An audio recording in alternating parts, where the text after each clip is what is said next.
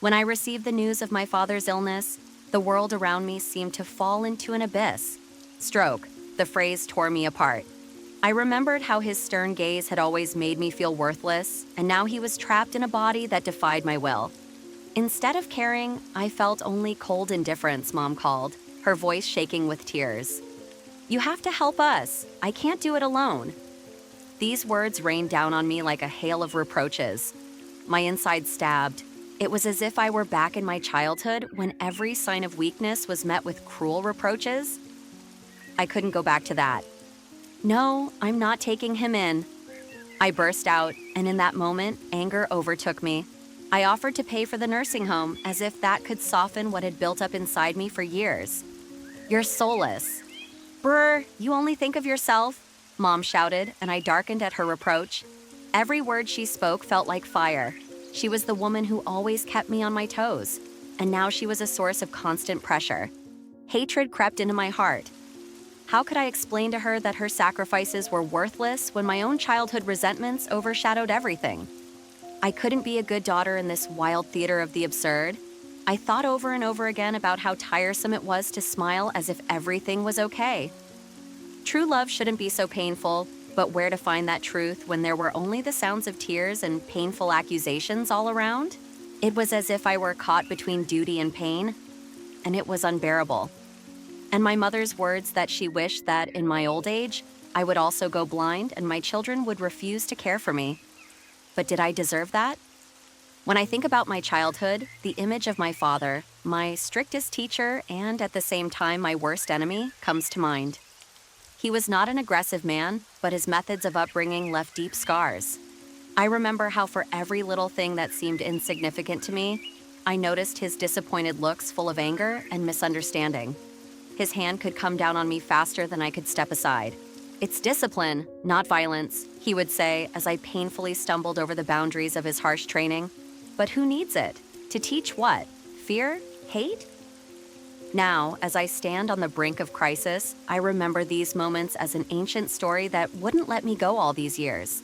When my mom called again, her voice trembling with fear, "He can't walk. I need your help." I was ready, as always, to stir up conflict, to crush this burden of enormous expectations. The words multiplied in my mind. Why? Why me? At the time he laid his hand on me, I seemed only 2 or 3 years old. It always turned out that I was the one who had to contain my resentment. "It's for your own good," he kept saying, while I just wanted to be loved, to not feel the fear he reminded me of every day. Now his suffering, his illness, is just an echo of that cruel discipline. I was his student, but I never learned to forgive. Every reproach from my mother cut me like a knife. How can I survive when all ties are severed? Now that he couldn't take responsibility for his actions, should I be the one to take on that image again? The silent victim? I remembered how, as a child, there was never a quiet moment. Every morning began with the expectation that my father would wake up in a bad mood. I could get smacked upside the head for any little thing, a D in math or an incomplete homework assignment. His rage would flare up like a match and leave no chance. "You'll be a beggar if you don't study," he shouted, as if the words could turn me into a genius. I remember the one time he demanded I bring a belt. It was the first time I felt a hot wave of stubbornness rise. "No," burst out of me, and that was my rebellion against his authority. He slapped me angrily in response, and it was as if the world around me had frozen, leaving only the echo of his anger. I didn't understand how someone who was supposed to protect could inflict such pain. Fear became my constant companion, stopping me from breathing when he entered the room. I could feel his manipulation. Dad knew how to push on weaknesses. "You don't want Mom to worry, do you?"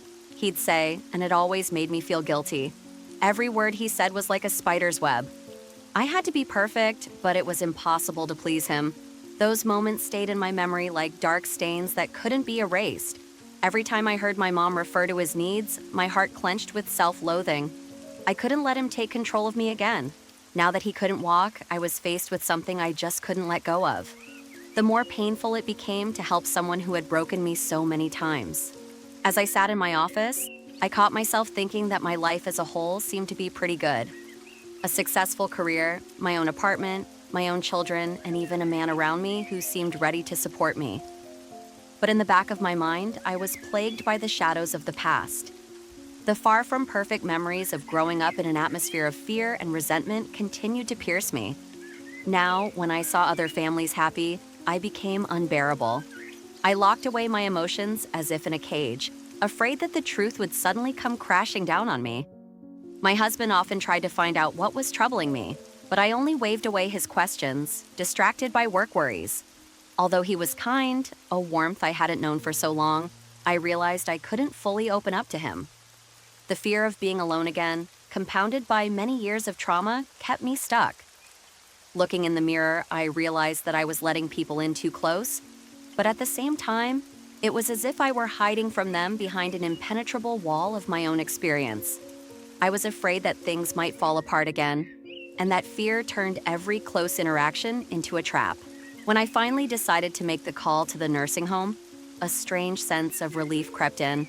I was ready to walk away from this shadow that made it hard to breathe.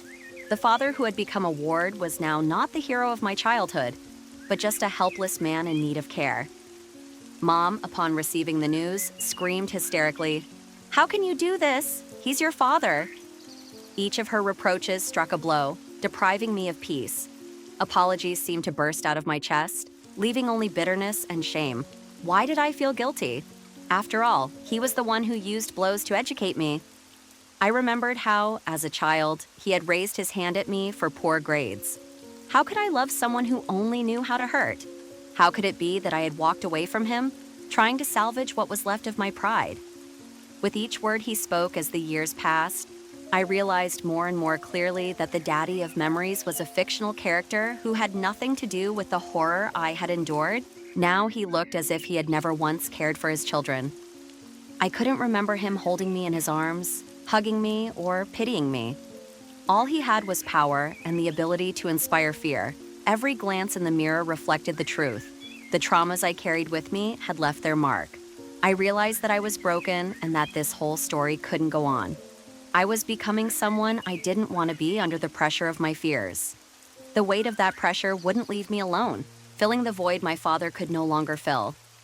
But there was a new path ahead of me, and maybe, someday, I would learn to forgive.